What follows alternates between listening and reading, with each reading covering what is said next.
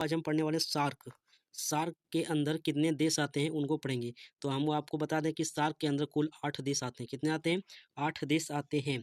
तो चलिए इसके विषय में जानते हैं। तो सार्क की जो स्थापना हुआ था 1985 में हुआ था। सार्क का जो मुख्यालय है वो नेपाल के काठमांडू में है। तो चलिए हम आपको बताने जा रहे हैं कि सार्क में कुल कितने देश आते हैं। तो सार्क में सबसे पहला देश जो आता है वो आता है श्रीलंका। और श्रीलंका की राजधानी जो है श्री जयवर्धने पूरे कोट्टे है। ठीक है, तो याद रखिएगा।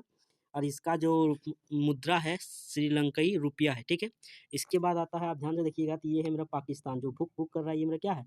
पाकिस्तान। और पाकिस्तान की जो राजधानी है वो है इस्लामाबाद। और इस्लामाबाद की जो करेंसी है इस्लामी रुपया है। सॉरी, पाकिस्तान की राजधानी जो है इस्लामाबाद है।